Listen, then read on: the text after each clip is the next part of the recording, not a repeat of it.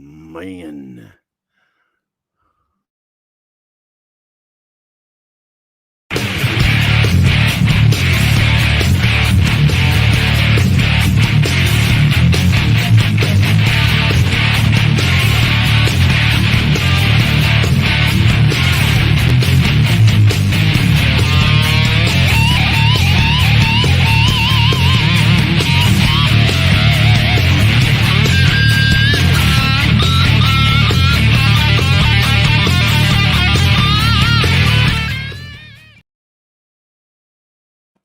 Sup, everyone? What's up, J-Red? What up? What you doing, man? What you doing? Recon, what you doing over there? You laying on your back? She laying out. She's all chilled. Yeah, she's like, don't disturb. Don't mess with me. Well, listen, man. It's another week. It's another week. And here we are. One, has it not? It's I mean, you can say that again. I don't even know what to say with my face right now, to be honest with you, because most of the shit that has happened this week, like I may or may not just kind of want to, I don't know, drop a J-Dam in a big room somewhere in the middle of nowhere, like that has a 10-digit, like it literally has a 10-digit. I could probably pick up 10-digit grid cords and have like a list within 10 minutes. Yep. I mean, you're not wrong. But before we start getting put on lists of like weird stuff that, you know, I don't know, Good like point. animals and I don't even know. First and foremost, I want to say thank you guys all for checking in and tuning in to TTR. You know, I'm not gonna do the usual rhetoric that regular guy does tonight. I'm just gonna welcome you here today and tell you that, you know, I'm glad you're here. And, you know, and I want to thank the mothership, you know, VRS for having us here, giving us a platform to do all this stuff. And, you know, all that happy stuff. We're just gonna get into all this stuff and just kind of have a good time. So right now, well, it's funny that you ask who we have with us, because we have a Marine here tonight. The crayon eater. Calm down. Listen, calm down. Like, before you start judging, I'm not judging. I like my crayon eaters. Crayons are good, fool. I know. Don't be judging people. White and blue ones all day long. Listen here. I'm gonna tell you something. But before we get started, and before we talk about our guest, who may or may not be an interesting person, because he went from one MOS to another, which is really weird, and I don't understand it. But it is what it is. I guess he got sensitive in his old age. But I'm gonna liven this up a little bit with you, because I feel like we need a little America today. Absolutely. I'm gonna share a little America with you. So I'm gonna pause my camera and I'm gonna mute my mic and I'm gonna play something for you.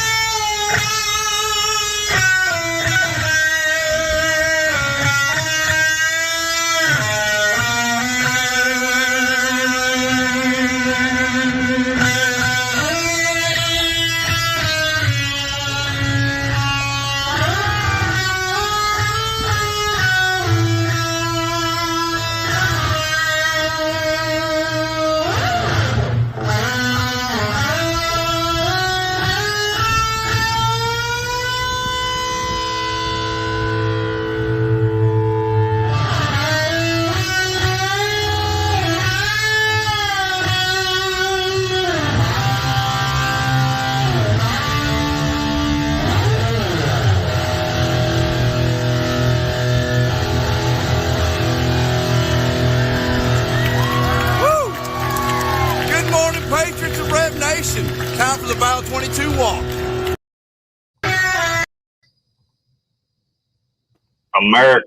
America, mother truckers. boom. I almost said that other word. So, but anyway, hey, Julie, what's going on from all the way across the other side of the globe? All these awesome people coming in, hanging out. Josh, what's going on, buddy? Drop the bombs. I'm going to drop the bombs like on you. Anyway, so PRK, is that Winter Park?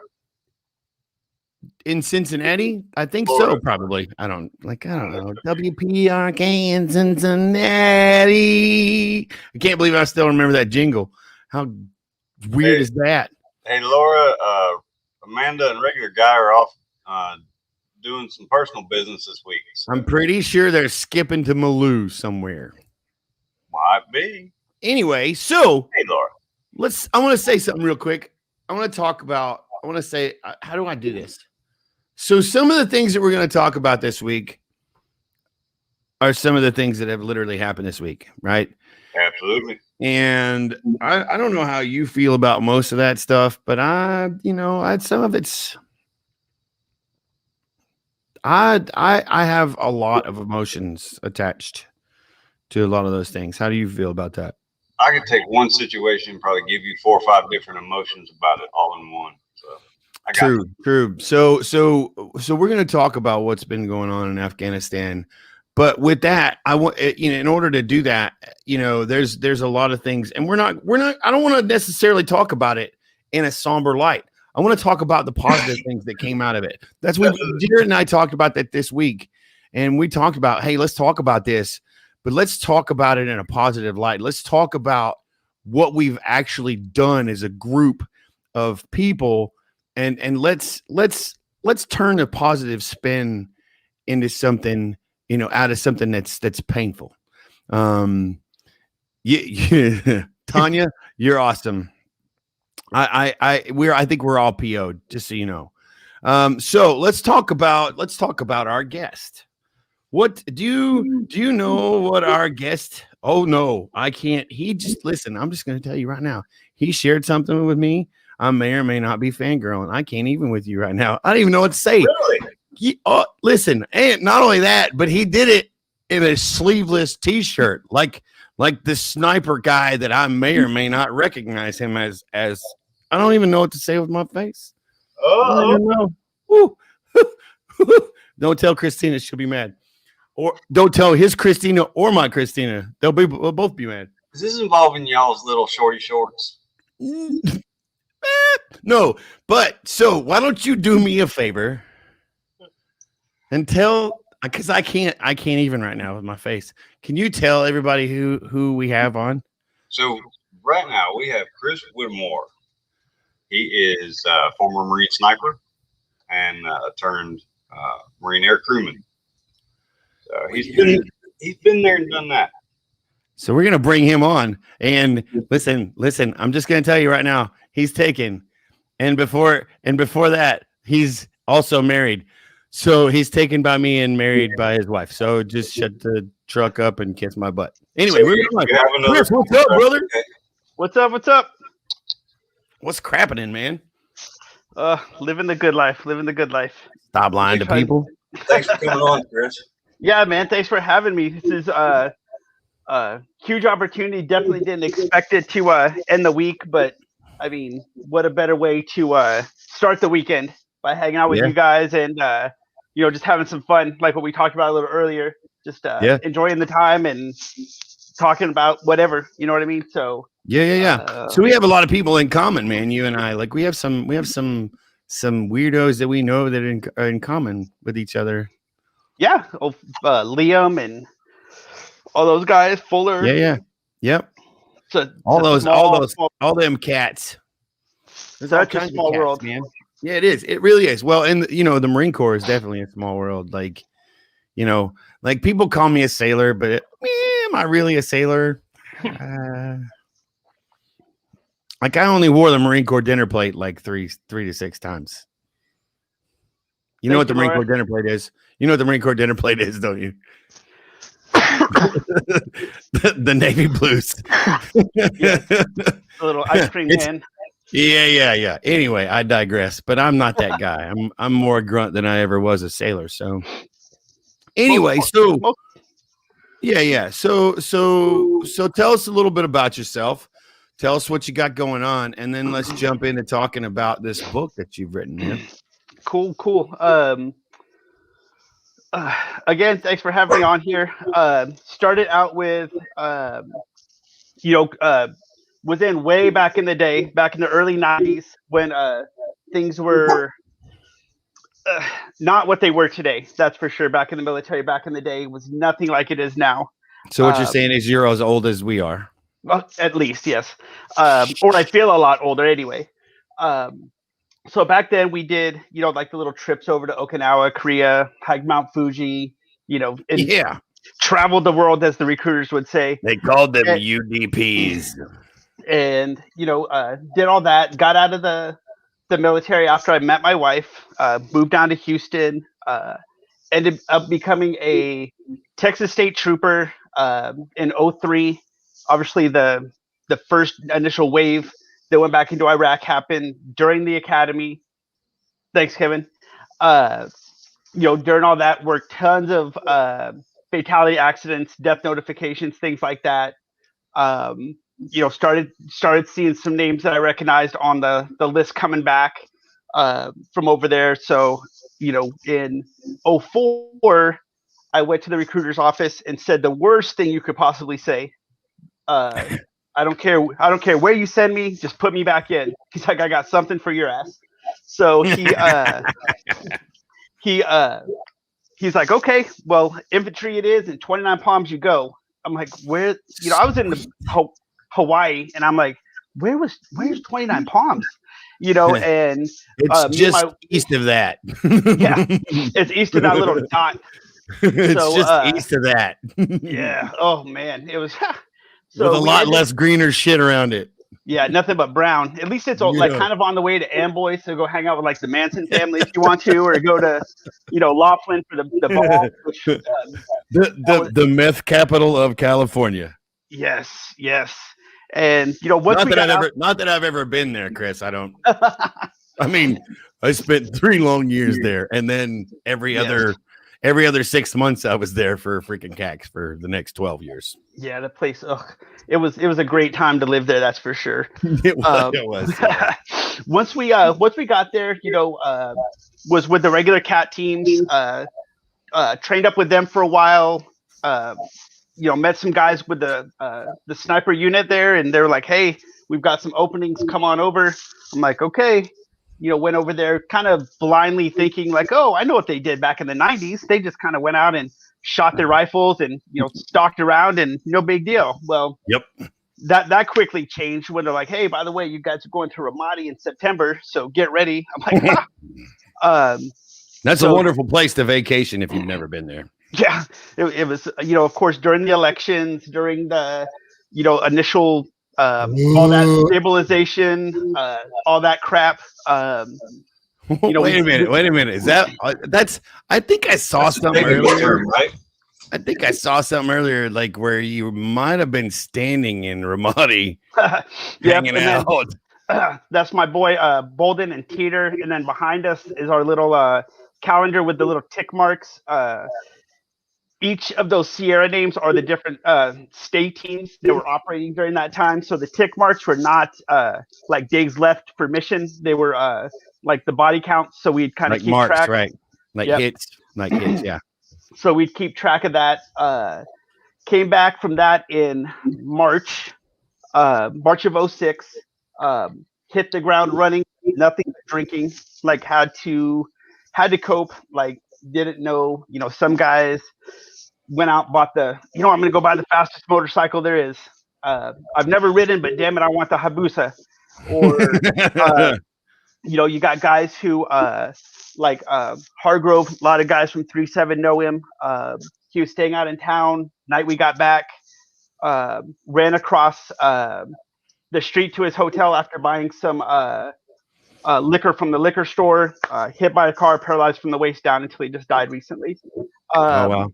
So more drinking, everyone just drank. It was train, drink, isolate, continue, like repeat. That was just what it was.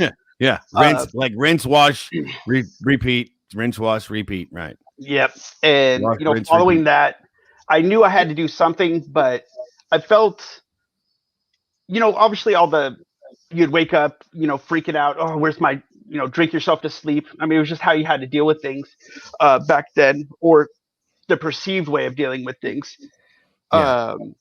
And about halfway through that, I was just like, you know what, this is stupid. And the only time I feel better about things is when I'm out, over the hill out there training. So I was like, well, I can't be, there all the time. I can't live over the mountain. So I went to the battalion sergeant major. I was like, hey, I need to battalion hop. Like I need, I'm just, things are going haywire. I was like, when's the next battalion deploying? And he's like, well, we just got back. I'm like, good enough. Let's go. Who's next? And 2-7 was going in January. This was in April or May. So I was like, cool, let's go.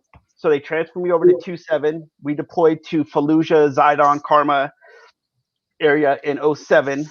During that deployment, re-enlisted, became a crew chief with the Air Wing, came back from that. Traitor.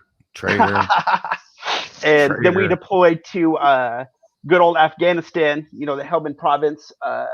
That's weird. We were talking about that earlier. We plan on talking about it now. So weird how we segue. Thank you for that segue, by the way. Carry on, sir. And during that, all the terrible stuff that went on, Sangin, Marja, all the cities around there that are now, have fallen. And obviously we'll probably get into that later. And then came back from that, and they were like, congratulations, you're going on recruiting duty. And that was the wrong place and definitely the wrong time. Should not have gone on recruiting duty. But it kind of forced to, it forced a lot of things to happen, good, bad, indifferent. Then, about, I don't know, a little ways through recruiting duty, working out and all that stuff, took the new guys for a little run. About a quarter mile in, back seizes up, down I go. I'm like, oh, that's not good. Horrible command at the time. Started out with a great command, then change of command, it went just horrible. Ended up coming to San Antonio, back surgery, sinus surgery, where they I woke up in ICU, kind of don't remember the whole day, but I guess a bunch of ice and temperature spikes and who knows what. But then, finally retirement came along, which sucks because you're leaving on someone else's terms. It's not on your terms anymore. And the harsh realization that hits home is. So did you get real quick? Let me verify real quick. Did you get medically retired, or did you did you retire naturally? Yeah, no, medically retired. So you and I are pretty much in the same sheet of music, basically. Yep. They medically retired. Two retreads, 2 freaking forced to retire. I don't know, how long did you do total? I did 17. How many did you do total? Almost 17. Okay, so we're pretty much telling the same story, except I'm cooler because I'm a corpsman. And I had the better beard. Nobody likes you anyway. You're Air Force. And the hardest part too for me, I think, was you go out the door, July 31st, 2015. You leave the door, and that thing slams behind you. And maybe that's what prisoners fight like in jail. I don't know. But you go out and that door slams, and it's like, wow, what am I going to do tomorrow? Like what is this world now outside? Because you prepare yourself one way to be like, oh, I'm ready to get out. I'm ready to make 6 figures right from the jump. I'm going to be the next Donald Trump, whatever. And it's just, it hits you like you're nobody. You're like, great, thanks for your service, but go mop the floor like that. You're starting out at the lower level, and thanks, devil, for the butt. Thanks, devil, for the butt punch. Appreciate you. Yep, and and then it's just a struggle. But now that whatchamacallit, the COVID hit, which was kind of a weird not for the people who got sick, obviously, but for myself personally, was like a huge revelation, if you will. I was like fat. Like I went from like 178, 185 in the military to like 215 and like Oh sitting my around fat! You're so fat. I can't. just with you. getting fat. And since I've got to work, from home, I we can got to. still carry you with. At 47, I can still carry you like a grunt. It's easy. And so jumped on the treadmill, dropped back down to 185, like started eating healthy.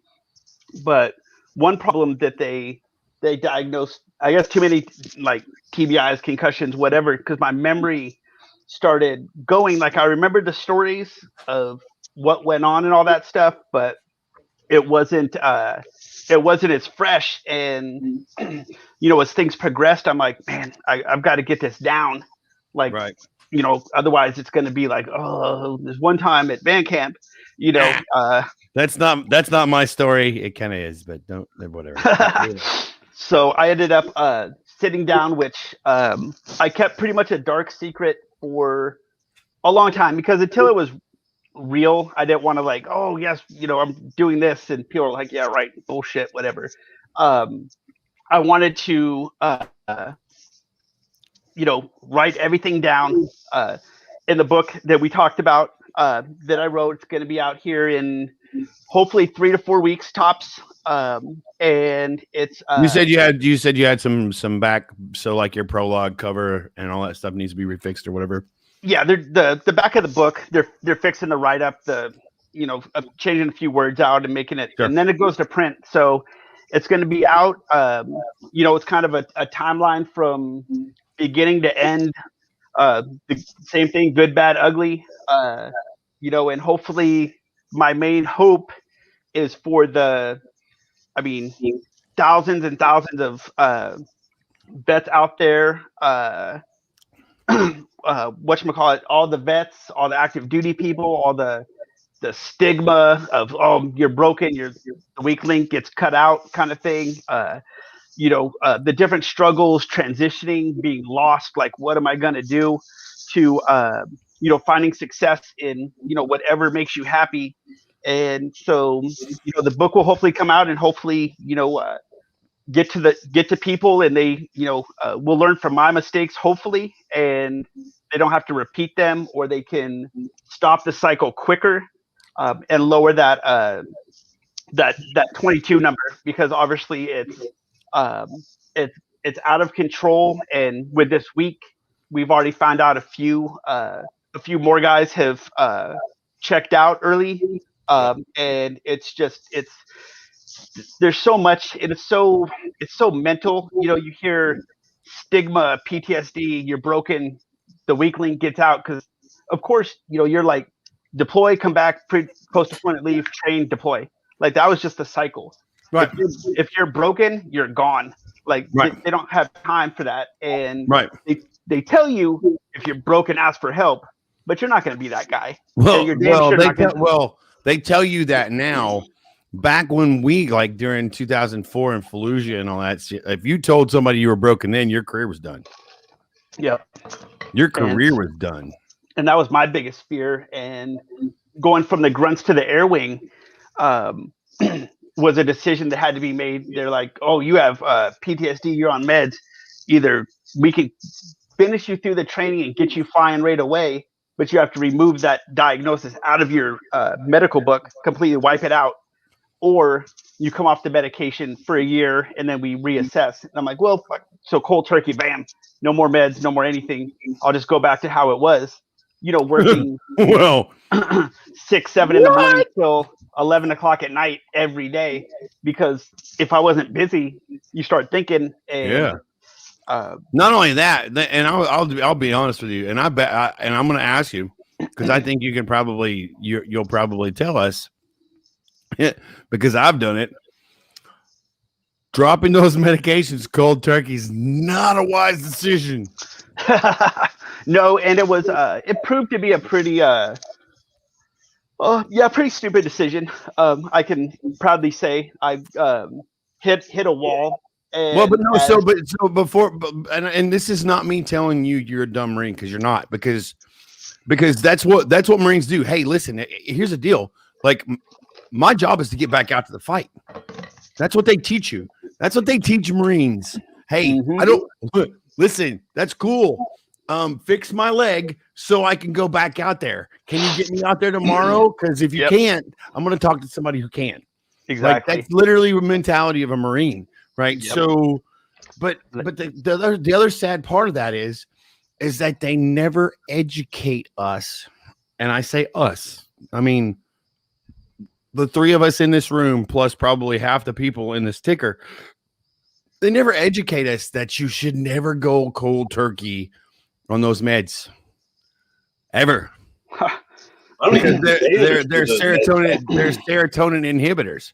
Yeah. Right.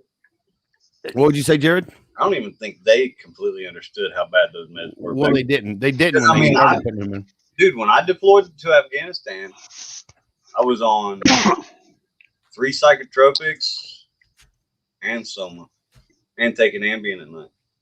Yeah, the good old Ambien right on the flight, help you sleep during the legs. Listen, I may or may not have woken up in my kitchen naked with a K-bar in my hand, belly first. Like, and my kid, like, and in order to get there, I had to go past both my children's rooms and go down a flight of stairs. Yeah, you tell me how I woke up at 6:30 in the morning naked on the floor, or why you woke up upstairs, like laying it. Here, honestly, if you look at how Ambien is prescribed, when it came out overseas, the actual dosage for Ambien is like 50 or 60 milligrams. Right. But the United States medicine gives you that small dose. The side effect of that small dose is waking up out of it. Oh, yeah. And so, real quick, before we start getting too deep into this, I want to start addressing some of these things that we've got a bunch of guests here, and I don't want to leave them out. So let's go through some of these comments real quick. Gene Wazabug, thanks for being here. Josh Vaughn, thanks for coming in. Kevin, I appreciate you. Laura, as usual. Lacey Benjamin, thanks for being here. Semper Fi. Let's see. Tanya, of course, always. And yes, we're all PO'd. Julie, it's awesome to have you here as usual, all the way from over there in Aussie land. Kevin was stationed at the 1st Marine Brigade. I don't even think we still have the 1st Marine Brigade anymore. I think that didn't they decommission the 1st Marine Brigade? No. Is it still in Conway? Yeah, because it's 3rd Marines over there now. Yep, still up there on the northeast rainy corner. Oh yeah. Okay. So he was there for 3.5 years and deployed. Just so you know, FYI, I may or may not have deployed on the USS Taro more than once, so I get it. And the Taro is probably the oldest LHA in the fleet. Blah blah blah. Brian says, Brian Kelly, thanks for being here. I've been told that I'm blessed for having the memory issues that I have. I think I'm going to give you a big thumbs up for that, because there's certain things that I do remember, certain things that I don't. And I promise you, there's some things that I'm so happy that I don't remember, nor do I care to remember. I'm pretty sure we can all attest and or agree to that. To see if not a permanent resident in a VA mental health institution. Well, yeah, facts. True story. I may or may not have spent a couple of weekends. Occasionally, like every other 3 years or so, like I vacation in the VA, like 6th ward for, I don't know, like a week or so. It's coming up. Apparently it's time for me to go back, because like all this shit's going on in the world.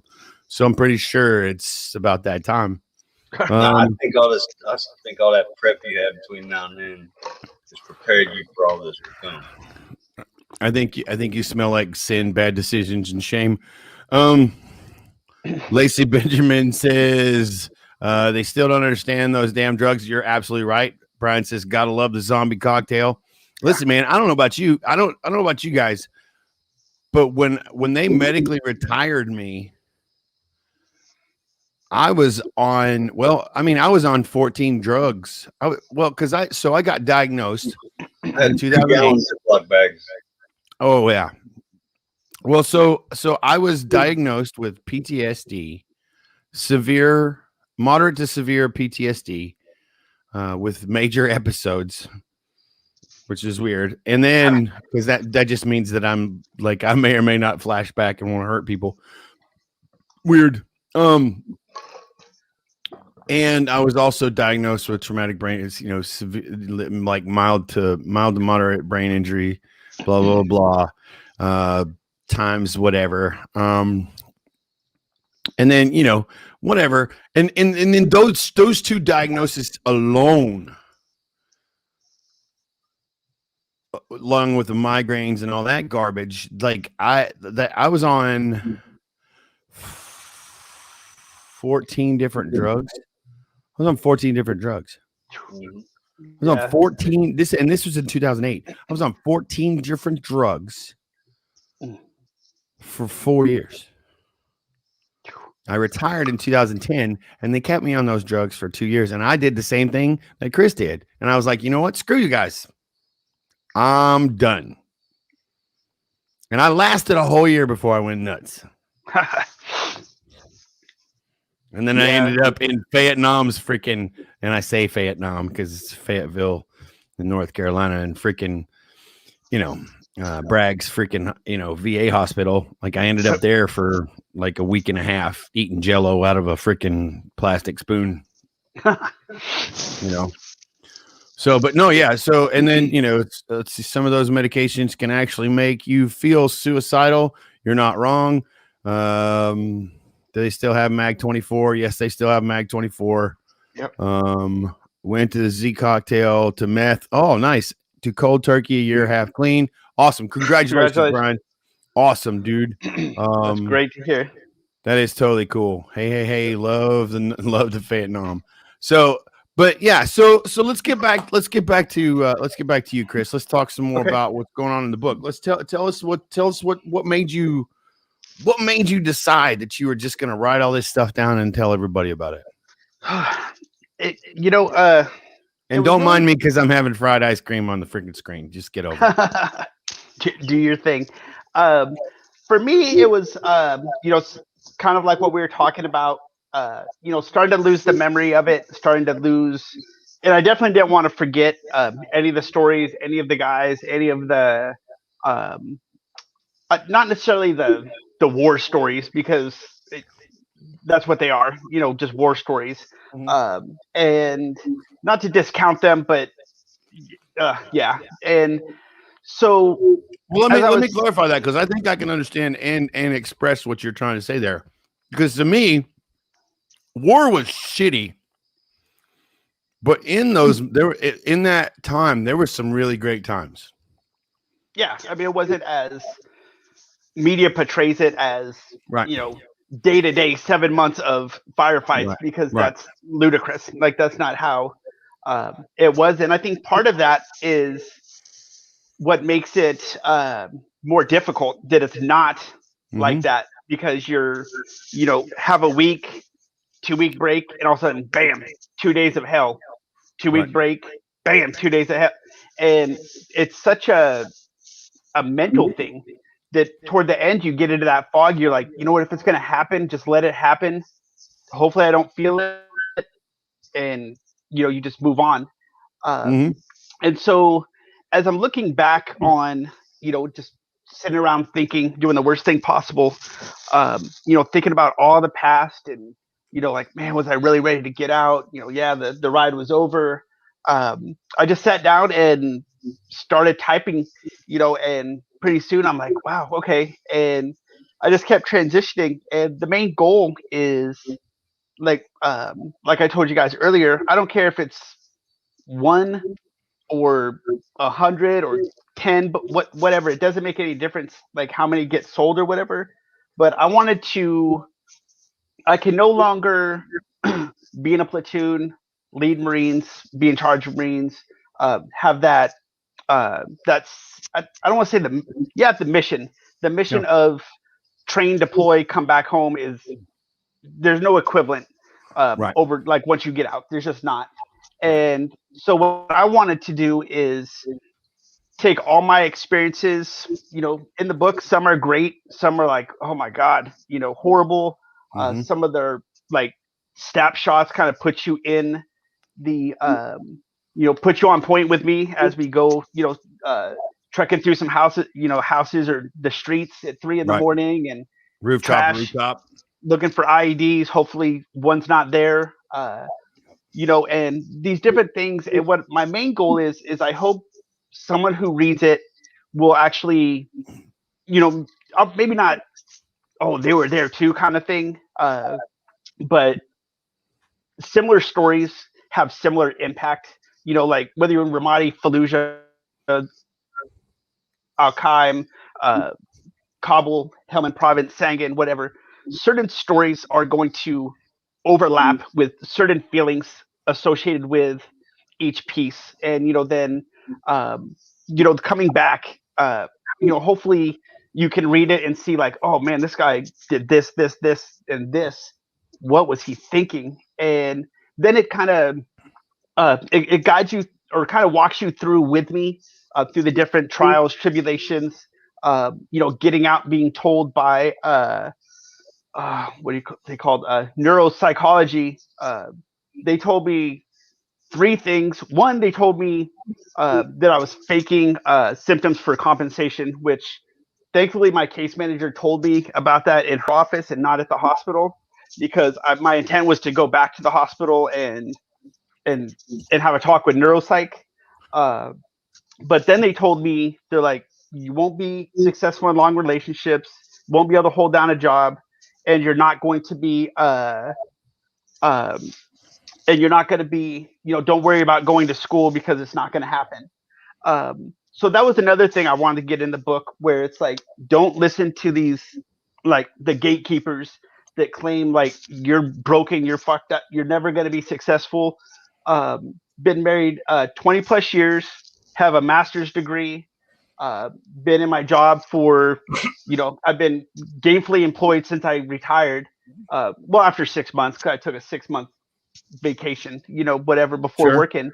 But it's it's stories like that please take it from me. Don't let the stigma control you to where you make the same mistakes that I or we did by Right. like on deployment, getting rocked by an IED when we were setting up our hide site, like completely concussed. Like there's no doubt about it. I don't know if I blacked out, but I'm sure I did, because like 10-minute gap. I felt awake, but there was a 10-minute gap that I couldn't account for. Right. I was like, what the?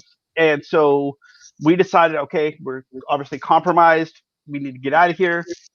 Got back to Bad place to hide, guys. Bad place to hide. Yeah, especially when the building was like, it was just, it was just a horrible spot, but it would have been a great spot for our It's mission. okay. It's okay, Chris. You can say shithole. It's fine. And so we get back and my head's hurting. I'm like nauseous. I'm like, oh, but I'm like, you know what? I'm hungry. That's what it is. We've been out. I'm hungry. I'm like, maybe I'll eat. Oh man, that's making me sick. All right, I just need sleep. I'm tired.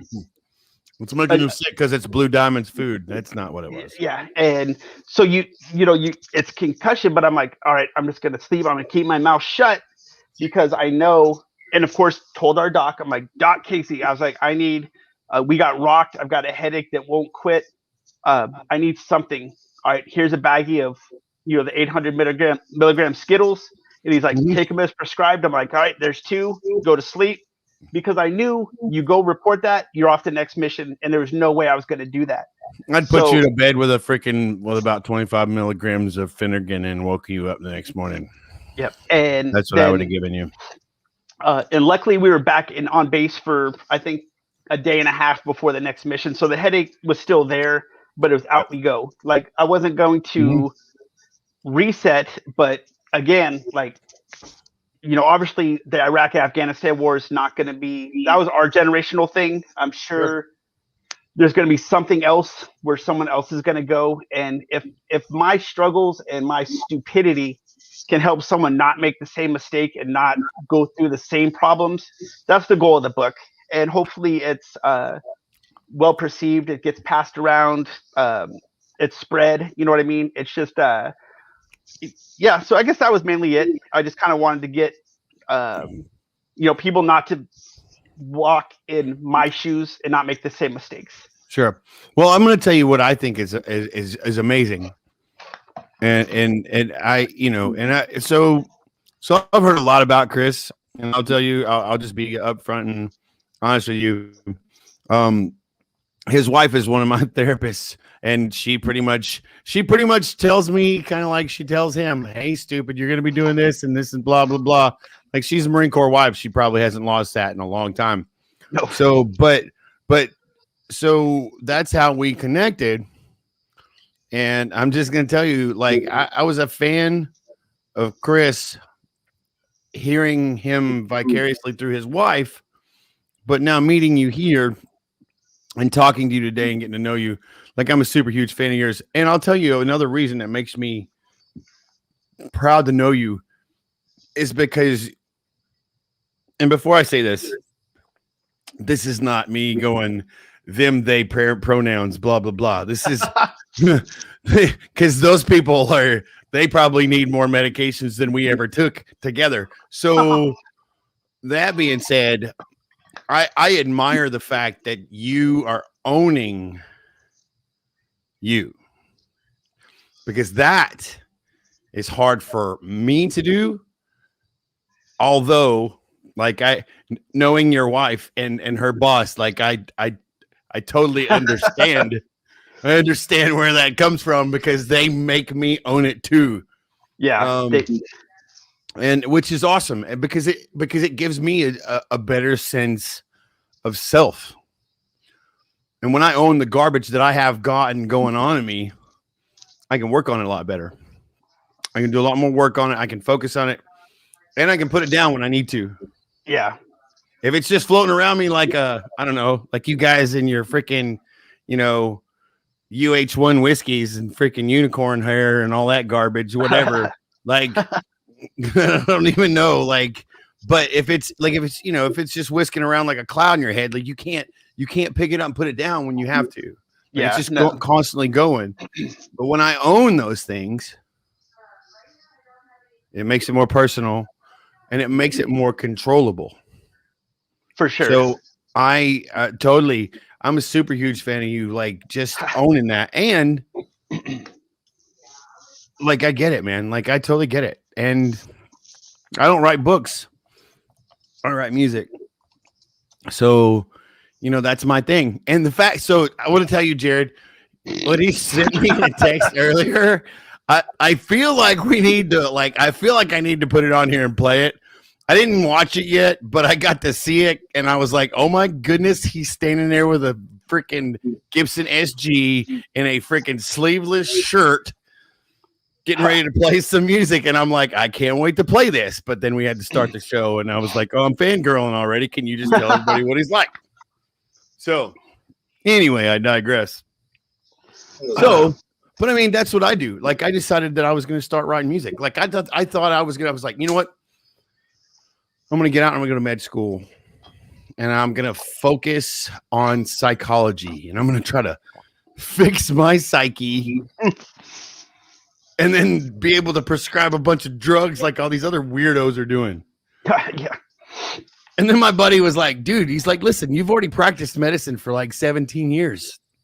He's like, why don't you just go get your PA license and practice medicine that way? So I was like, all right, well, I'll just go get a bachelor's degree, and then, in biology or something, and then I'll apply for a PA degree. So I started to do that, and I worked on through that, blah, blah, blah. Did that for about a year. And meanwhile, I'm literally throwing my life away in a bottle, and maybe, possibly every drug that I could probably figure out that's, the opposite of alcohol. Not that I've ever touched cocaine a lot. It's horrible Just don't do it. It's not good. Anyway, what does that say? Tanya lost my cousin in the battle. His name was Michael Hanks. Here is the book. We were one shoulder to shoulder with the Marines who took Fallujah. That's awesome, Tanya. I thank you for sharing that. I have a feeling I have a feeling we were probably there.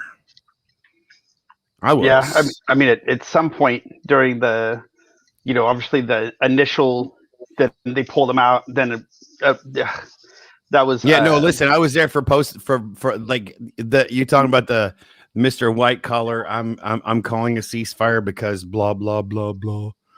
We were so angry. Yep, so and then to because they literally we let everybody. Oh yeah, well we literally had everybody out of Fallujah. We had that whole town cleaned out, and then they were like, "We're gonna call a ceasefire." Let them back in. And we let everybody back in, and they came back in droves, and they filled it twice as full. That sounds familiar. I mean, it sounds familiar to. I mean, just another political Way City, or or Way City, or Afghanistan, or what? Yeah, I mean, and and that was the hard part too. Like, of course, Iraq and the different places, but being a crew chief, like flying in 2010, everyone on the ground was a battalion that I had been with before. They were all pissed at you because you were now freaking flying and not freaking having to carry all your shit. And, I can imagine some of those radio calls. What's up, Zipperson? And then, of course, the gunners down there that are on the radio. I'm like, oh, that's Gunner Carpenter. That's this person. That's this person. And then you start hearing about all the, you start flying the QRF missions, the medevac escorts, the Fallen Angel flights when Pedro and all that are off, too far away. We dip in and pick them up. You got a freaking Apache or a freaking Cobra and a freaking Huey with a gal carrying out the mission, right? Yep, going into like a dirt field, Oh, yeah. It's just like you're like, what is going on? And then of course, you the end, and I touched a little bit about it because we weren't there in the book. We're almost done. 3-7's about to rip out with 3-5. 3-5 up there. They took over. And they're like, hey, you guys are going to escort the 50, the big sea stallions up there to pick up 3-7 out of Fob Jackson up on the river and bring them home. I'm like, money. This is awesome. This is exactly what I want to hear.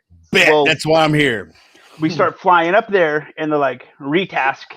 And we're like, they're like, the 53s are not going to pick up 3-7.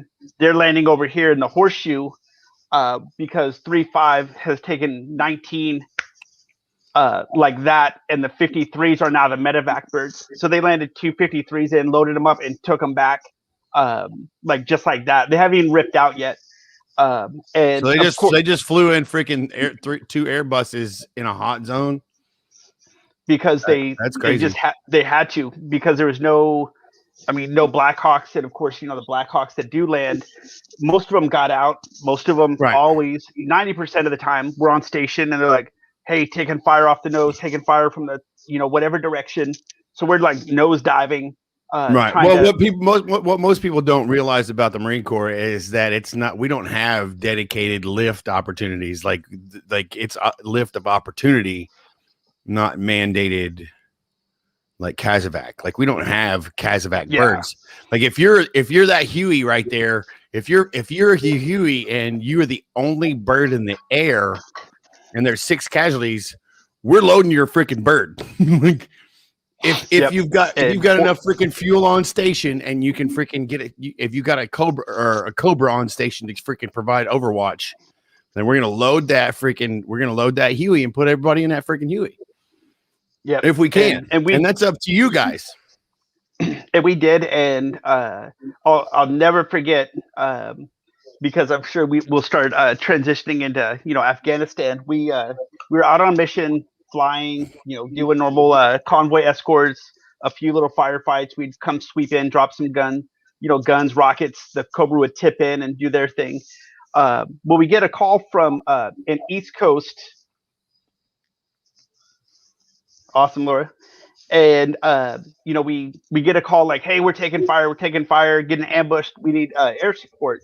Well, we're on the south end of Marja, we're going to the north end of Marja. This pretty dude Yep. hanging Man. out right outside of his freaking UH1 whatever it is. Yep. I guess it's a whiskey. Yep. UH1Y, the Yankee. So it's the middle guy is Captain Lauterbach. The guy on the left was Sergeant Cook. This was our very last flight in Afghanistan. We got the last flight, took the picture, turned it over to the new squadron, came home, went on recruiting, and in told a bunch July, of kids not to join. yeah. And then July, we lost Sergeant Cook to a helicopter crash. And he was killed and crushed at Camp Pendleton. But my wife and I are really good friends with his wife, and we all stay close. But we get this call that the East Coast unit is in trouble, and we get up there, and they're like, "Hey, we're not taking fire. We've lost two. Pedro Dustoff is 20 minutes out. Pedro's on another mission." They're like, and we're like, "Okay, consolidate what you can. We're right overhead. No one's gonna fuck with you. Right. Not with us here." And we find out that the two guys, they're like, "Well, we'll patrol back with them all the way back to the patrol base." And we're like, "No way." And I was like, "We have plenty of room in here." I was like, "Sure, let's land. This is unconventional. This isn't planned, but fuck it, let's go." Right. And we're like, "Get to this dust field, throw it, mark the spot, hide in the woods. We'll land, bring them out. We'll take them. We'll get them off your hands and get them back home." That's they were gone, but we needed to. We couldn't we had to give them a little break, the patrol a break. So we dove in. Here they come out. I'm expecting two guys, two stretchers. It's just obvious. Right. Well, first litter comes out, and there's a person on it. Obviously, he's deceased.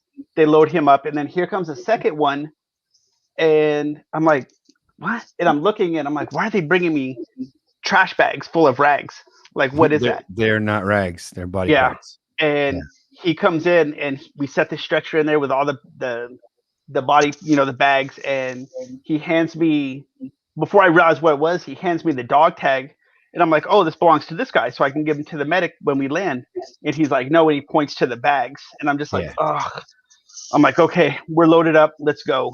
Of course, somber, we take off, turn around and look in the tree line. The patrols, made it back. It's a, hot mess. We land, offload them, go back, hot refuel because we were QRF. Mm-hmm. And we look down on the floor, of course, big puddle of blood. Sure. All the way back, the tarp that was covering the guy that was still somewhat intact, blew back. And, I was just staring into his eyes the whole way back. Those empty freaking that glazed discs. over. Yeah. Oh yeah. And I'm just like, looks like a plastic mannequin, but it's really tissue. Yeah. But it was like a peaceful look too. I mean, it's just, it was so weird that, thanks, Tanya. And we ended up doing that mission, and then the huge mission, which I think I sent you a picture of, was the greatest joy. We were QRF, 4th of July, not a greater way to light up the world. Back home, everyone's shooting off firecrackers, fireworks, drinking, partying.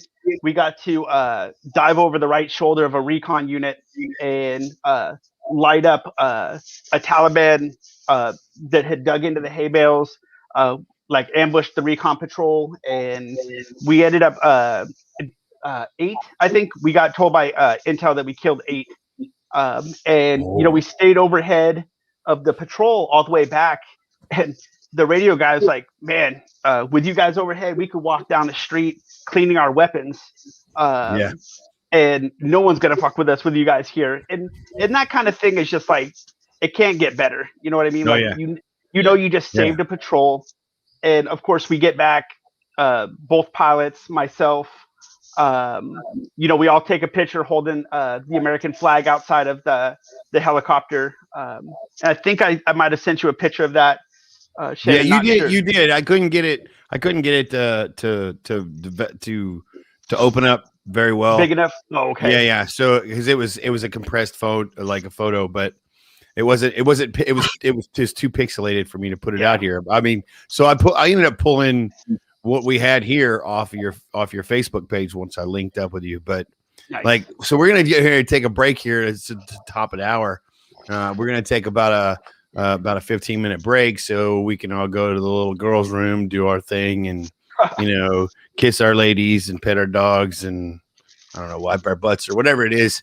We're gonna play some music, but when we get back, I want to talk a little bit more about that, and then I want to talk about everybody's perspective of Afghanistan. So let's get into some of that stuff because you've literally brought us full circle to the show. Like this has been like I want to tell you something. This has been a great show, and I'm very grateful for you being here. So I'm even gonna do what they told me not to do and do Texas trivia this week. Oh, geez. I'm gonna steal some trivia from the boss man himself, who is not available and may or may not be skipping to Malou.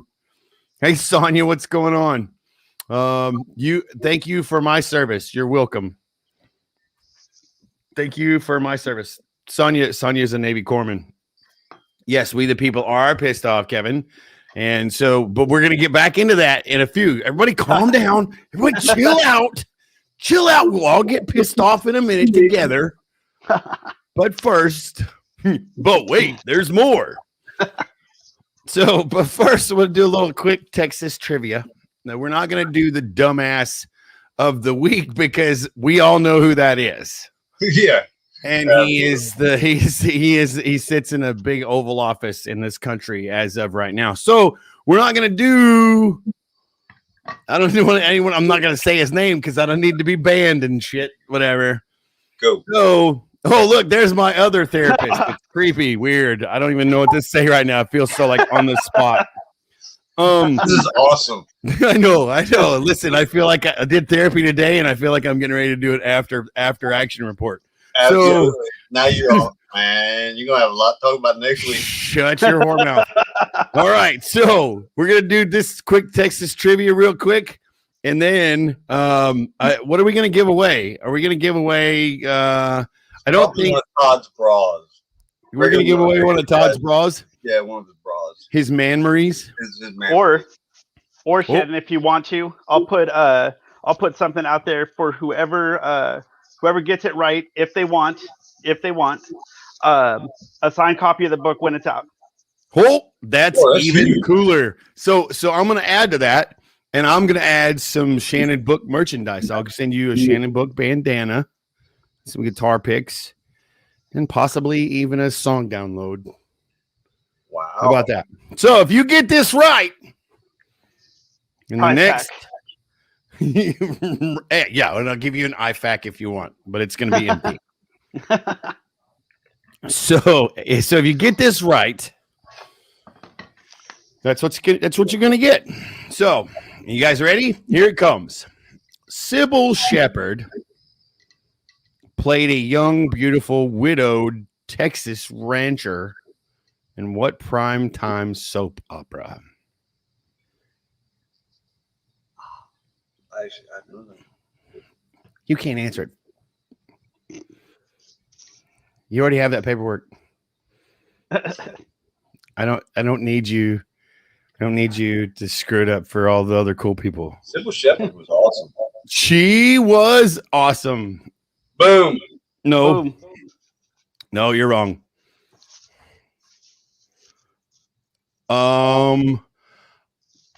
Close. You got about 15 more seconds. Close, Sonia.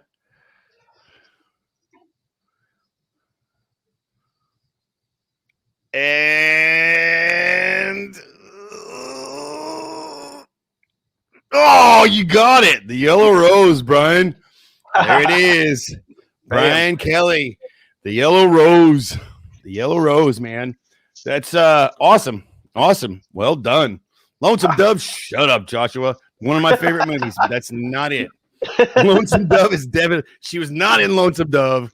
However, that's an old movie. Plenty of awesome actors in there. So, Sonia, you were close. Brian. You were close. So here's what's going to happen. You're going to get a signed copy of Terror to Triumph. You're going to get a Shannon Book bandana, some guitar picks, maybe a pair of my underwear. Or I don't know. I don't wear underwear. So never mind that. But you're going to definitely get a song download. I'll just send you the MP3. You can't share it with anybody else. You just get it for free. Okay. So anyway, that being said, what we're going to do is we're going to take about a 15-minute break. I'm going to play a couple songs. What songs should we play first? J Red? I think we should play Creed Fishers. Play Creed Fishers. And I think you should play Not Alone because I think people need to hear it. I think you're a smart mother flopper, bro. Fulkerson's right. You are a smart mother Fulkerson. True story. So I'm going to play. Here's what we're going to play. I'm going to play Words and Things. And just for our purposes, we do have signed written for. We have permission. Yes. Just FYI, for all of those people concerned about like copyright laws and all that happy trash, we have explicit consent from Creed Fisher to play The Place Called USA. And the rest of the music on this show, I wrote and own the copyrights to. So there you go. All right, ladies, gents, gentlemen, please mute your mic and stop your camera. And we are going to take a station break for identification. Be right back, folks.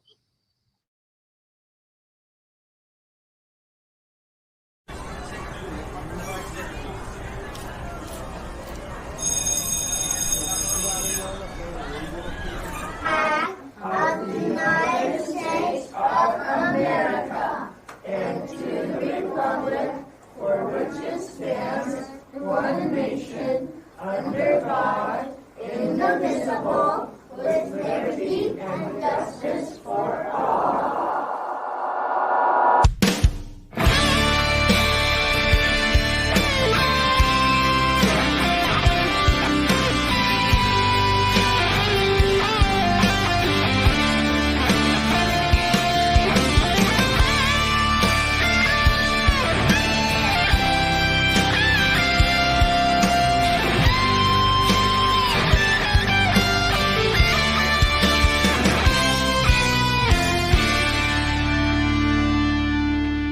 These days you can't get a man to work. People getting married and they still flirt. Don't pledge allegiance to our flag like we used to do. Good men are willing to give their lives while politicians take away our rights, saying they know best what's good for you. These days dads are always gone. Mama's still here, but she's on her phone. Grandma's raising the kids, and the devil is too. If you ask me, this whole world is gone to hell.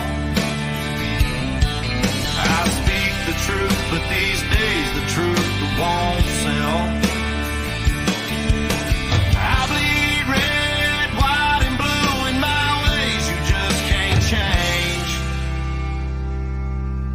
Wrong or right, I give my life for this place called USA.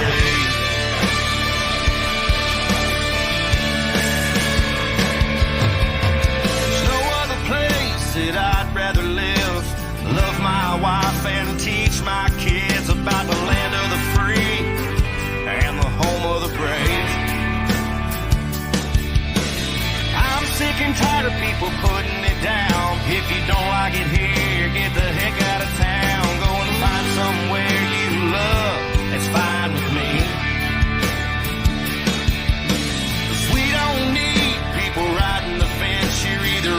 with us or you're riding with them. Make up your mind which side you stand. If you ask me, this whole world is gone to hell. I speak the truth, but these days the truth won't sell. I bleed red, white, and blue in my ways you just can't change. Wrong or right, I give my life. This place called USA.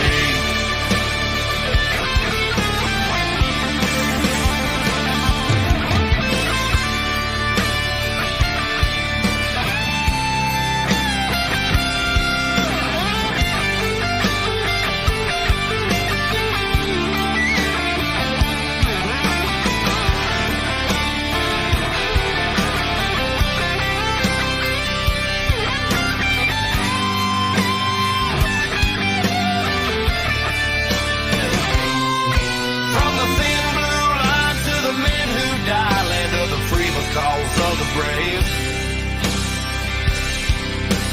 Wrong or right, they gave their lives for this place called USA. If you ask me, this whole world is gone to hell. I speak the truth, but these days the truth won't sell. I bleed red, white, and blue in my ways you just can't change. Wrong or right, I give my life. This place called USA. Wrong or right, I give my life. This place called USA.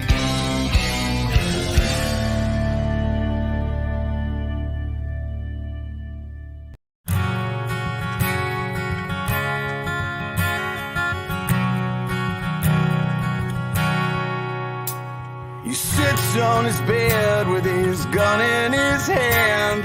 He thinks his life is over, he can't understand. A bottle of whiskey and some pills in the drawer. He doesn't wanna hurt himself or hurt anymore. Why must it be this way? Just think it all over and listen to the words I say. You are not alone. There are so many people who fight with their demons each day. 'Cause you are not alone. So take my hand, brother, let's beat this together today. You're not alone.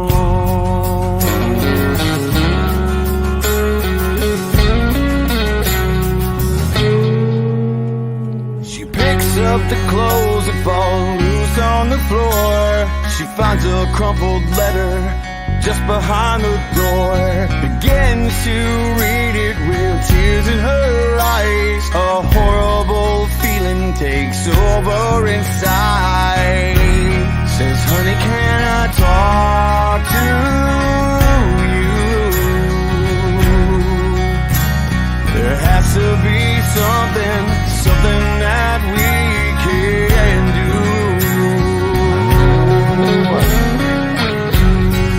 You are not alone. There are so many people who fight with their demons each day. 'Cause you are not alone.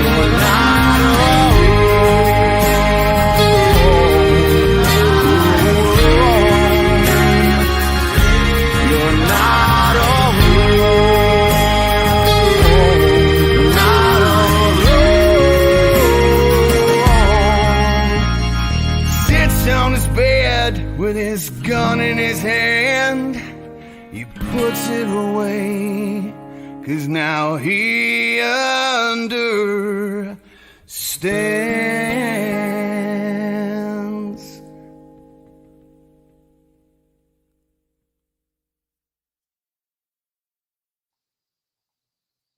Amazing as always. I don't know what you're talking about. Whatever. I love that song, dude. I mean, I may or may not know that guy that wrote the last song. Good stuff. Well, appreciate that. I play that at least twice a day, I think. Kevin, I love you more. Just so you know, I love you more. So Kevin's a jarred head. I say that with all the love in my heart. Oh, look at that. That's your wife. Your wife said, love this song. You can't be telling people that. Your husband's in the room, silly. Anyway, so that's the break. Now we're back. What are we going to do, J-Rad? So that made a good segue into talking about the debacle that we're dealing with this week. As veterans that served over there, I think as a whole, we're all disappointed in seeing what we're seeing, and a lot of mixed emotions. What I kind of wanted to address tonight is one thing I've been hearing a lot is, was it all worth it? Can I say something just before you get into that real quick? Absolutely. Because I think that this is important. So I definitely want to get into what you're wanting to talk about, but I want to let everybody know that last song that you guys just heard, I wrote it. It's not a plug from me. This is a plug for this song. And if you really like this song, every dime that song makes literally goes to an organization of my choosing, to an organization that actively and effectively fights suicide. Every dime, every month.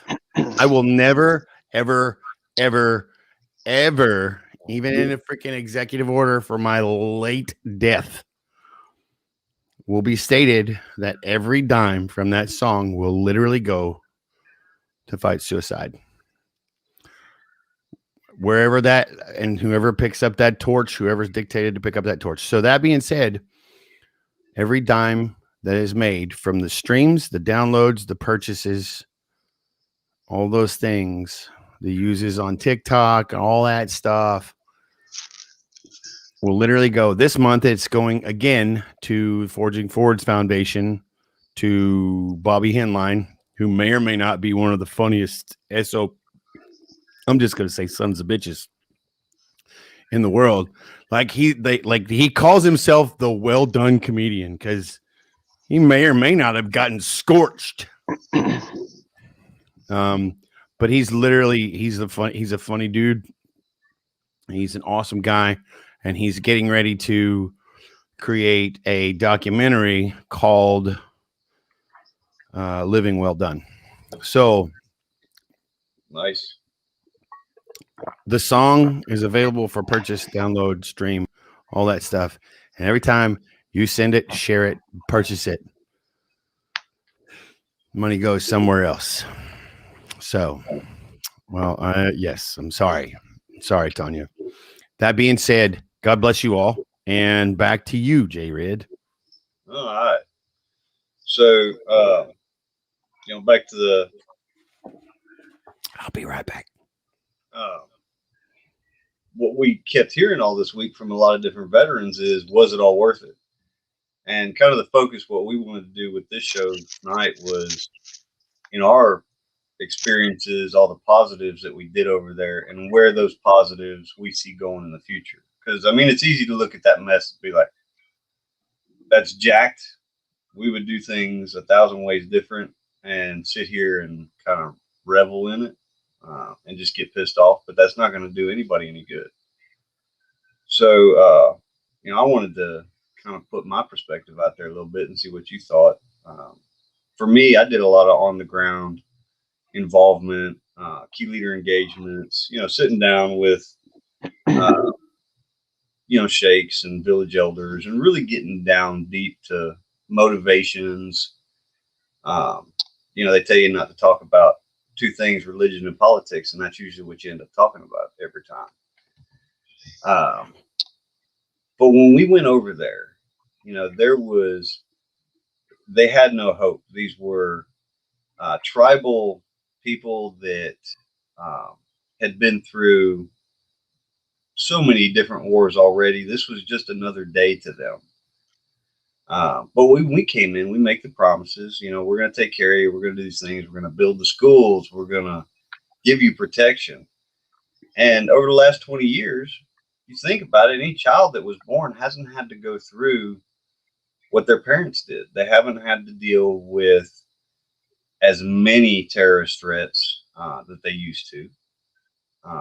I know several kids that are active members of United States society from 10 years ago, and they're putting more work into the freedoms that we enjoy than some of my American friends that I know.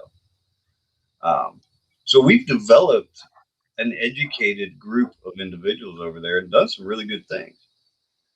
The problem is there's so many geopolitical involvements in any of this. It's a crapshoot. It literally is like a casino over there. Whoever's got the most money is going to win. What do you think, Chris? Yeah, being during the the Iraq turnover and the fall and then the retake of Iraq, obviously different scales altogether. This is by far a worse scale because of what happened. But it's everyone sees, like in the initial push, like all those years leading up to coming out of Iraq, leading up to pulling out of Afghanistan. It was always social media and a political agenda to say, okay, we're going to stabilize the region and we'll slowly withdraw so that they can take over and defend themselves. Well, that's great in theory, like how they did Iraq. They let a little bit go, a little bit go, a little bit go. That started getting stupid, so we kind of smacked them in the mouth, took back over, turned it back over, and now you don't really hear anything. I'm sure stuff still happens over there, but you don't hear about it. In Ramadi, Iraq, like you're saying, you're going down the street, wall to wall trash, huge piles of rock, dead animals, IEDs, like just hell. And then recently, someone I knew who went on a couple of years later went over there, paved streets, the Jersey barriers are down, Marines out there like running PT down the streets in Iraq. I mean, from the initial push to that is huge. Afghanistan or Iraq for that matter. I mean, they let the women vote, Right. But the women. There's an iconic photo that was literally in New York Times with the woman with her finger painted in purple ink. The first time a woman ever voted in Iraq. Yeah, was allowed to vote. And if we didn't go in there and do what we did, regardless of the political views, whether it's terrorist or whatever, the end result is that people who were kept under the thumb, which is happening now in Afghanistan, were free and allowed to, experience that. Yeah, and not wear like the ninja suits. I mean, the women were allowed to show their face. I mean, just huge milestones were happening, and then huge milestones were happening in Afghanistan. I think were we going to be there forever? Absolutely not. To just drop and pull the blanket out from everyone's feet. Should the Afghanistans be able to stand up for themselves? Yeah, but look at that country. How long they've been at war. I mean, that's like Genghis Khan times.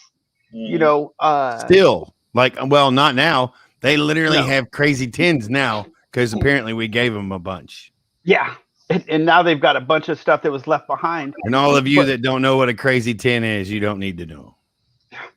And it's just, it's so crazy because, from the military's perspective who served over there, I think a lot of people are like, man, we lost X amount of people.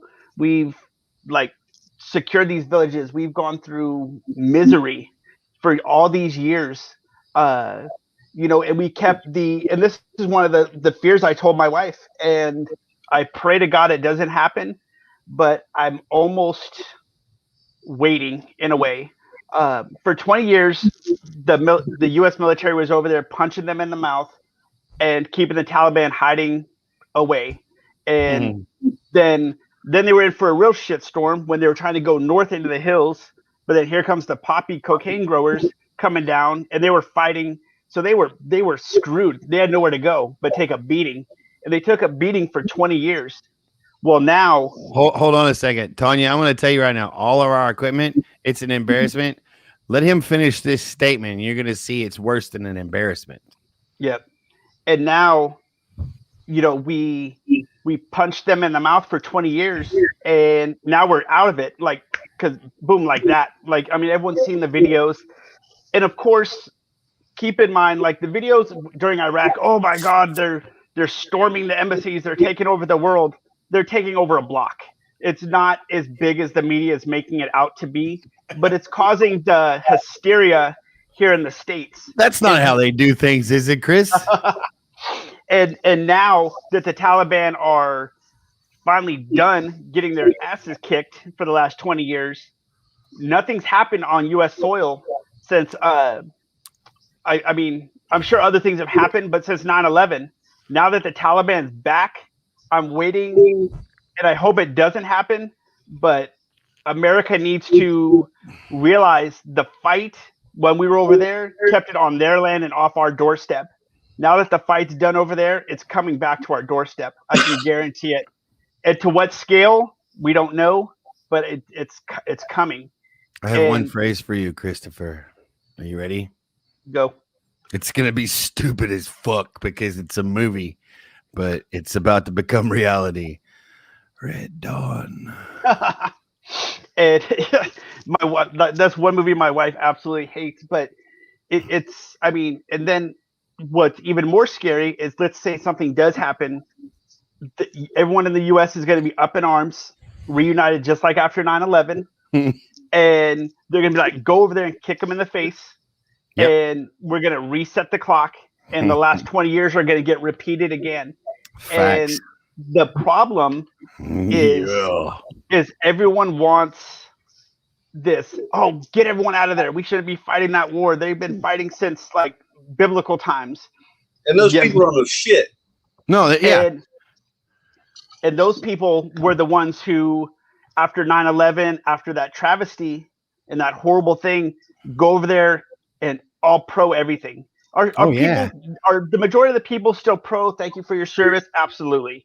But are those people who were, there is a percentage of those people who were like, let's go kick their ass.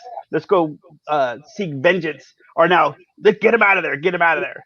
Right. And I'm like, you can't have it. Well, I don't know about you two, but like I there's sometimes I can feel the sincerity and or the lack thereof when I hear "thank you for your service" come out of somebody's mouth. Am I the only one in this room that feels that way? It depends. And I am cynical when it comes to that shit. I don't know if you know me or not, but I literally have a skull on my forehead. When they say that cynical to me, as fuck. Especially after the 05-07 deployment, all I heard, they might have been the most sincere people in the entire world. Like, loves the military, would support them to the bitter end. But I hear, thank you for your service. What I really hear is, thank you for going over there so my kid didn't have to. And that's cynical, and that's horrible to say because that's probably not the intention. But that's immediately where my mind went. And I'm like, yeah, thanks. Fuck off. I don't want to hear that. I'm going to say this. And there's probably I might personally get some backlash for this. But I'd say that a good freaking 25% of that you were absolutely correct. And I hope it's not have the intestinal fortitude to send their kids to war most of the time. Listen, people don't have the intestinal fortitude to tell their kids no anymore. Exactly. And that's why on when I was on recruiting duty and got in trouble plenty of times for this, kids come in, woohoo, Call of Duty, Halo, let's go shoot guns and run.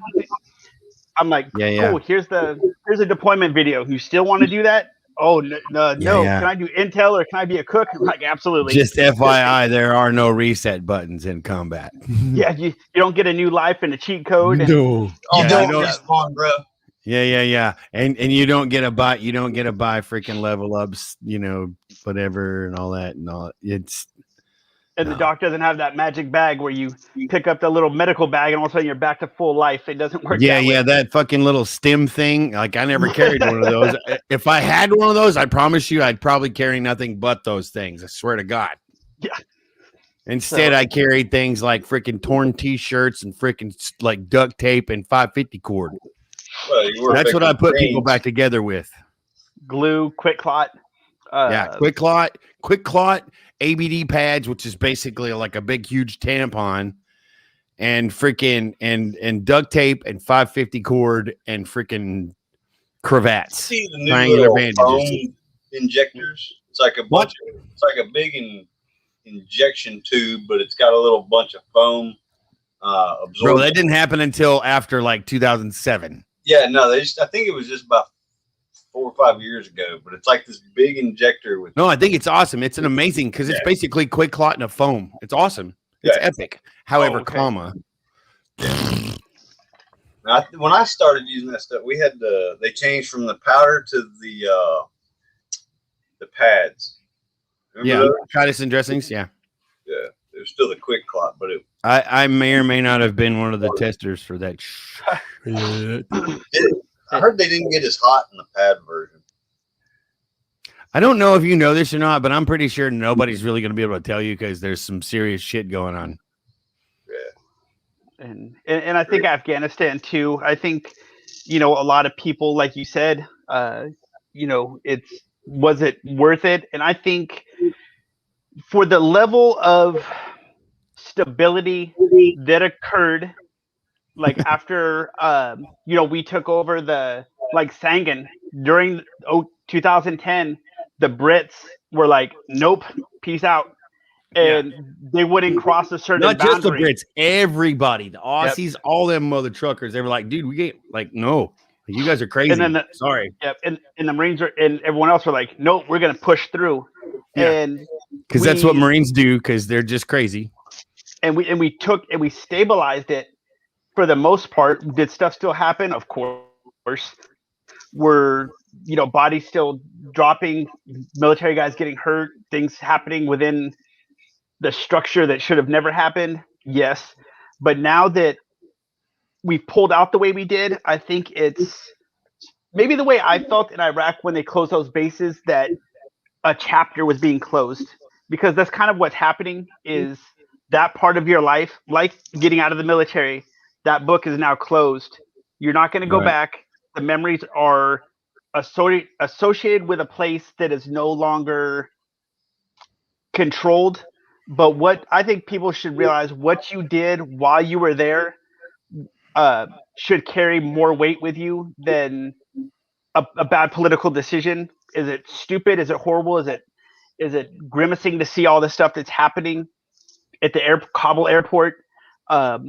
Yes, it's horrible, but it's something that I think people need to hang on to the positives, because if we look at, oh my God, the president did, of course he screwed it up, but the president did this, all these people are getting murdered, they're getting massacred. Is that all happening?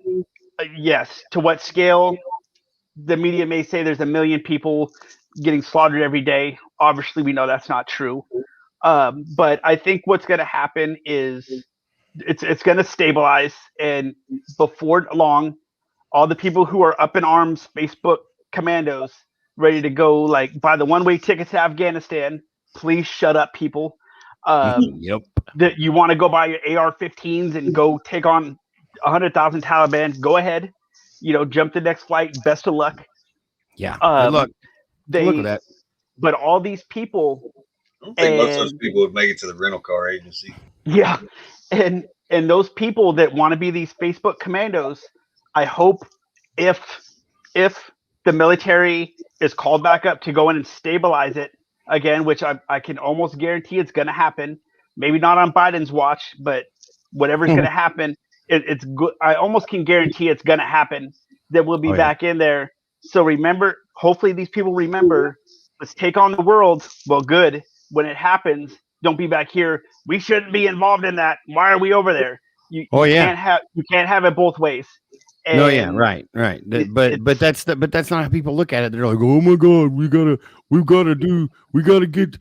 get our retribution. We gotta get our. Hey man, I tell you what. Here's the deal. I'm gonna let you know right now. I said, man, I talked to this dude. You said something earlier about how like there's no job or no field that will ever equate to the things that we've experienced. And I never experienced such a conversation because I generally try to experience the most positive out of everybody until yesterday. I had a 2-hour fucking conversation with, I don't even know what you would consider him. I consider him a friend.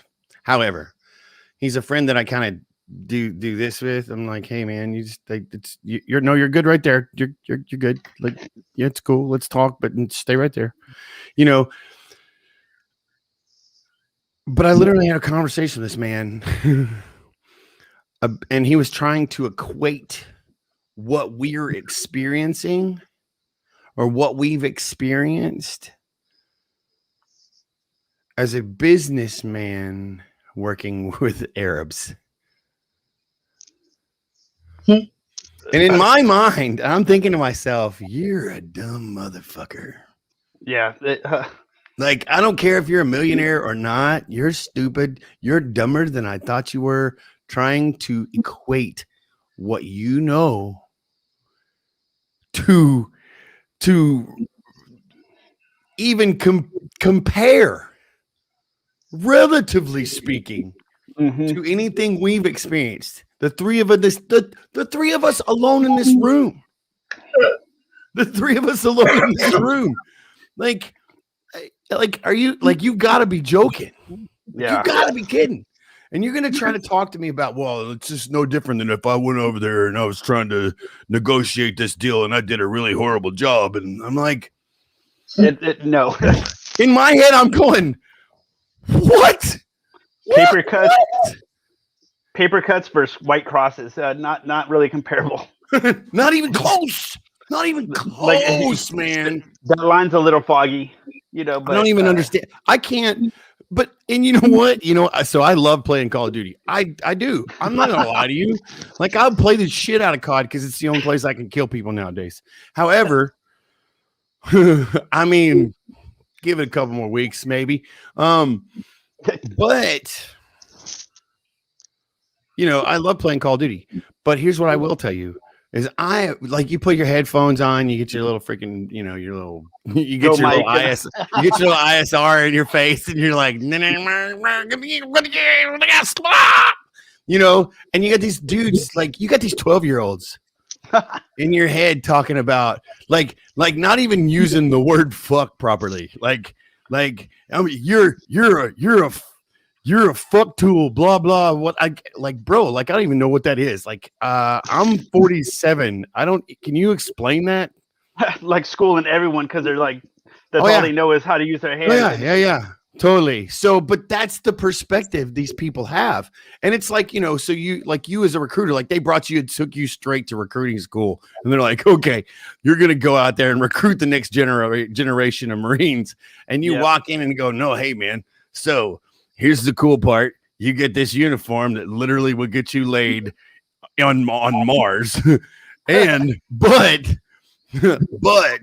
here's what you have to do for it. Yep. And then they're like, but I cannot, no, but, and then you're like, the respawns? Yeah. No, yeah. Does the uniform come with respawns? No, motherfucker, because you don't go in that uniform. You come in fucking camis. Yep. The only other time you're going to wear that uniform and respawn is when you go to the gates of heaven to guard them. Or, yeah, So like once a year where you do like the Marine Corps ball and yeah, and where that all was, of us are so drunk that our freaking uniforms and ribbons, like we pay freaking $700 to have our uniforms completely squared the fuck away, and then by the end of the night, it's literally like $300 of medals are hanging off of our chest in pieces. We may or Uniforms. may not have put a few of them in drinks and given them away. Like, Yep. trust me. Oh, And man. there's nothing like a Marine Corps ball. I don't care who you are. They sent us to Laughlin right after the Ramadi deployment. They're like, "Oh, we missed the Marine Corps ball. We're gonna go to Laughlin as a battalion." Oh. There's Oh. 3 levels of a casino. Before the dinner portion, I think, was over. Wait. What casino did you go to in Loveland? Do you remember? I can't remember the exact name, but I remember all 3 bars in that casino were completely sold out of Jack Daniels, Jim Beam, Jameson. Like everything was gone. The next morning we had accountability, and people in uniform still were waking up out in the dirt lot underneath like Caterpillar like construction equipment, like coming Sleeping in next like to freaking big equipment tires and shit. like stumbling back where we in, feel trying to from? stand in formation, like swaying, and then they're like, "Okay, everyone's good. You can go back to sleep. Make sure you're okay before you drive." It was the Flamingo Casino. Oh yeah, the Flamingo. No shit. Oh, It was that's so bad. crazy. Like, Listen, I'm going to tell you right now. If you've never experienced a Marine Corps ball, that literally is, and I promise you from this point on, the only thing you need to do as a recruiter. Tell them about a Marine Corps ball. Yeah, I mean, it was Video Marine Corps ball from start to finish. Yeah, And go, welcome to the Marine Corps. It was, oh man. And then the best part is from Laughlin to 29 Palms was, X amount of hours, whatever. So you're not eating, but you have to be there at a certain time, dressed and ready to do the actual ball. Mm-hmm. The food wasn't good at all. Most of it was like raw, so no one was eating. Right. But damn it, everyone was drinking. Listen, people pregame like at freaking 9 o'clock in the morning before the ball starts. Like people are pre-gaming with bottles of freaking Turkey 101. And then you're expected to like, so where you wake up, okay, hopefully everyone's at accountability, because, and some people will like still be stumbling in. It's horrible, but Riverside Resort, Chris. Well, he's only talking to you. I don't know what he means by that. Brian's talking about Riverside Resort. I'm guessing that's. Where is that? Where is that? Where is that at, Brian? I don't know where you're talking about. Yeah, I'm not sure where he's going with that either. But so I think so. Here's what I want to say. Here's what I want to say about this whole thing, and and I'm pretty sure. I totally appreciate what both of you have said so far, and I think that we're all on the same sheet of music. Like it fucking sucks a fucking bag of buttermilk balls. Like it really does. Like it's shit, and how the administration handled it was crap, and how the president freaking handled it after the fact is just as much a shitbag impeachment freaking process as possible. Like you want to freaking like this is not fucking Monica Lewinsky with a freaking cigar in her vagina freaking impeachment kind of shit. Like this is real deal. Get the fuck out the office, mother trucker. Like I'm sorry, you could give a shit less. You are so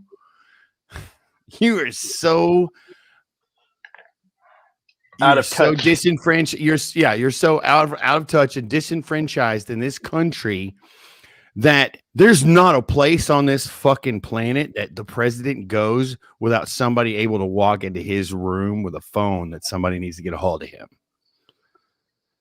Oh, and they can get a hold of him for 40 hours.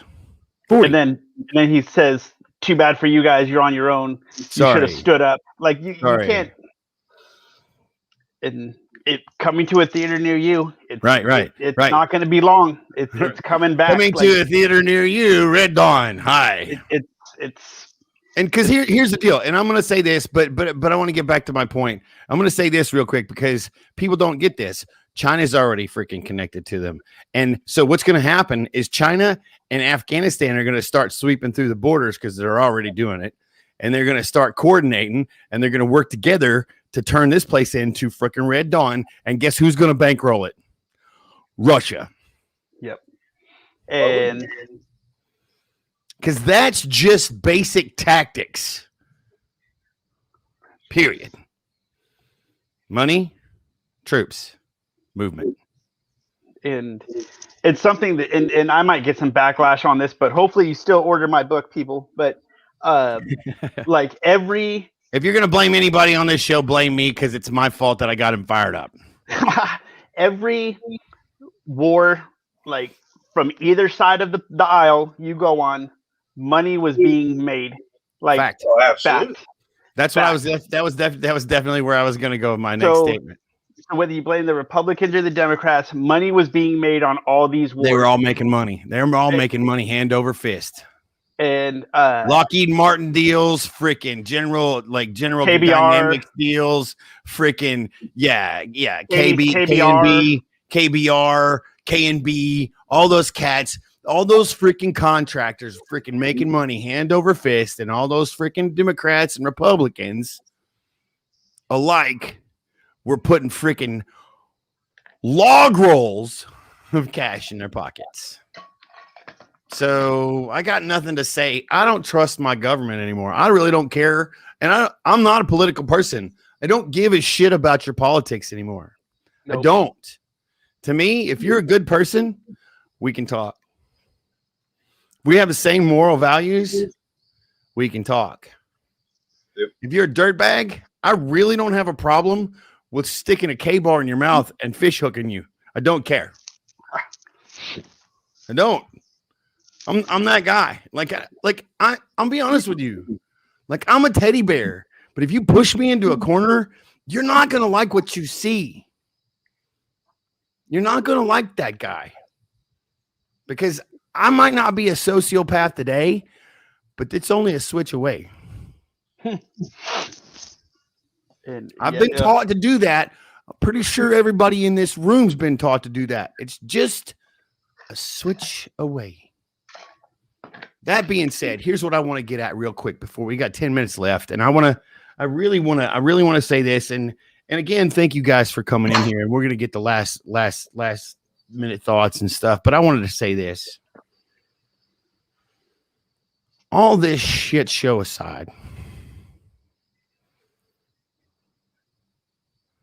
all the way back to Vietnam, you guys did what you were called to do, even if you didn't want to do it. You did it well.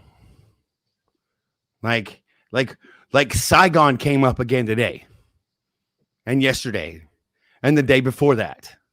And Saturday, when all this shit happened, Saigon came up again. So all you 70-plus-year-old gentlemen that were freaking in Vietnam, like, thank you, man. You guys, like, thank you for paving our way. Thank you for paving our way. And at the end of the day, every one of you, minus the shitbags, we all know who they are, and we all know what they do. And we got to, I don't want to say this too. If you utilize the term veteran to get you a positive freaking position somewhere, kiss my ass. You're a piece of shit. And if you believe that every veteran's a good person, you're wrong.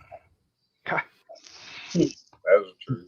Yeah. That being said, to all of those of you out there who are completely down on yourselves for freaking fighting the good fight and doing what you did and suffering the consequences that you've suffered, losing your marriage, losing your friends, losing your life, losing your sanity,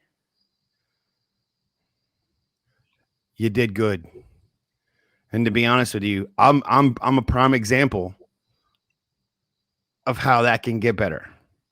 I'm a prime example of how that can get better.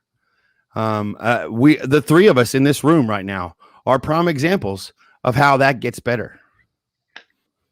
We are all productive citizens in society today. And I can't speak for these other two gentlemen, but I can almost guarantee you that neither one of them generally, like, only in passing, if you really ask us, do we utilize and let people know that we're veterans. It's not you can't tell, but it's not the first thing that comes out of our fucking mouth. Yeah, no. So what I want to tell you is each and every one of you who served from Vietnam to today, and all those you did it before that, which there's not a lot of you left, but thank you for that. And thank you for like creating the passage to which we learn to fight and fight well today. But all of you who are still here from Vietnam on, Korea, Vietnam on, you've never done anything wrong. You don't owe your country shit, anything they owe you. And the only person that failed, the only people that failed in this whole scenario was our government. Afghanistan never really wanted what we were trying to give them. No. They're way too different. Their cultures don't mix with ours. They don't even think how we do. The Taliban literally lives in a thing called Sharia law. Look it up. Sharia law. They don't care how you live your life. Sharia law is how they live theirs. And I assure you, when you realize what Sharia law is, and you really get a good look at it, you're going to understand why having talks with the Taliban Don't work. is the only talk with the Taliban that works is a big stick. It's a big stick. Facts. So thank all you for your service. Thank all you for what you do. And listen.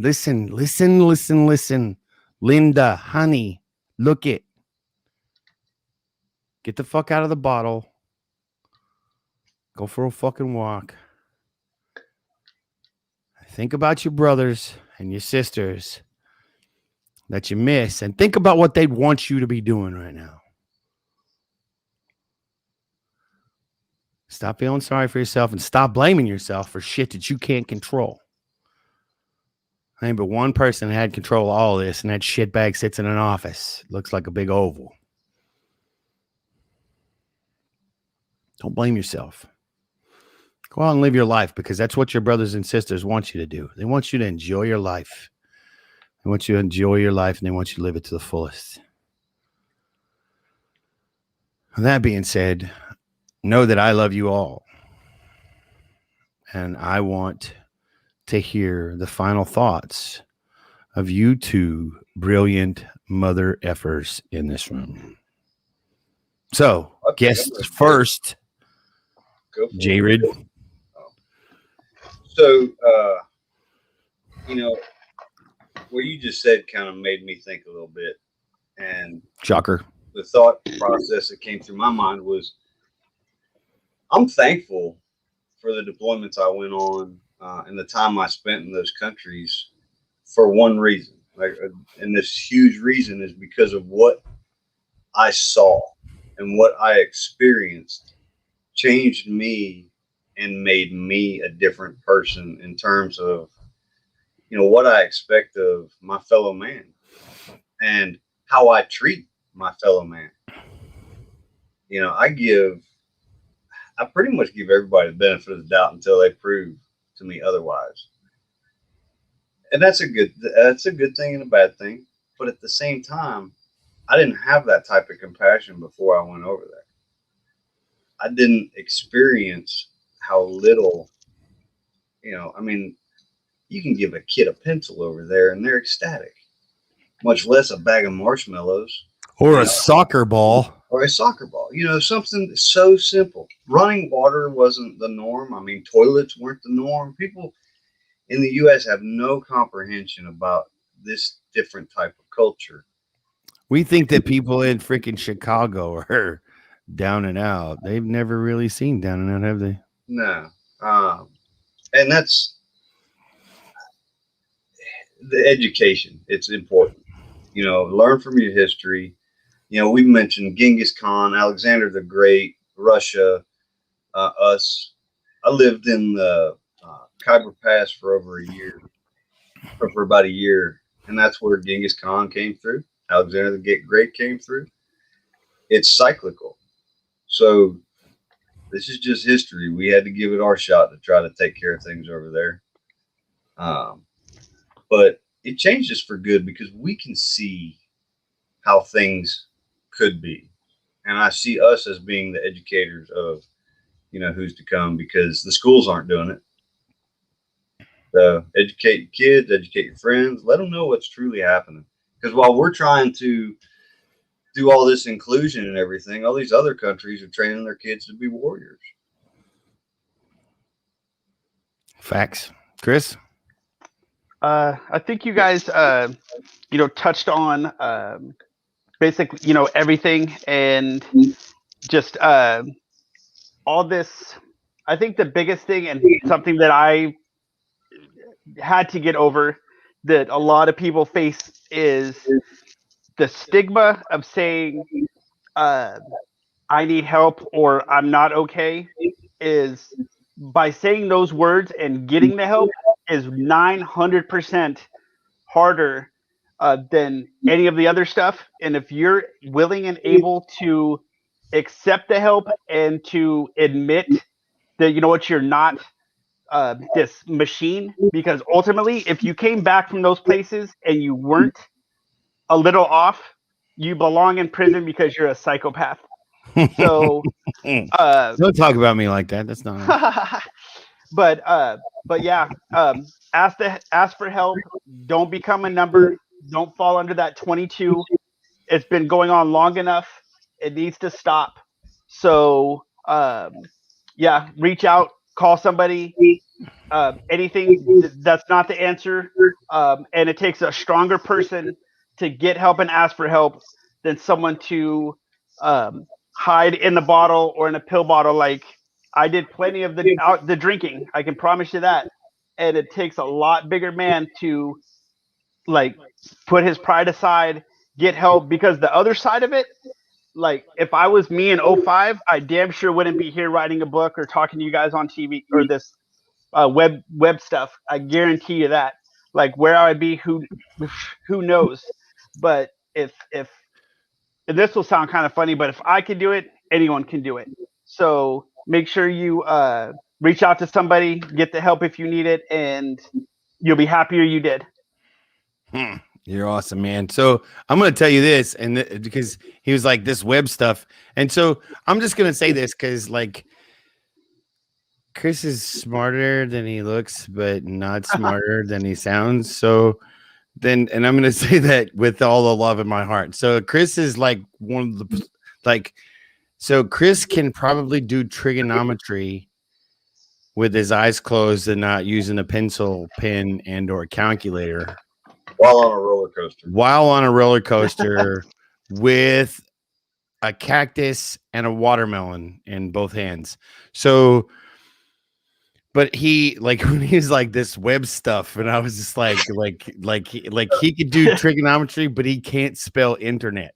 Just say it. But that's awesome. That's why he had somebody help him write the book. He typed it up, but autocorrect is there. Yes, totally. Autocorrect is definitely there.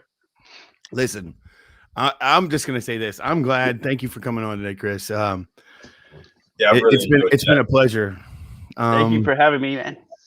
Yeah, and my final thoughts of the day, just like everybody else in here. Listen, don't be part of the statistic. Don't prove them right. The sad part is that the world has literally created this environment where you're supposed to be a fucking victim. You're not. You're literally one of the most fiercest fighting individuals on the planet. You're built to adapt, improvise, and overcome. And I don't care if that's a Marine Corps statement or not, that you've all been taught that exact dichotomy. All of us have. The reality is, if we decided that we wanted to take over this world today peacefully, it wouldn't be hard.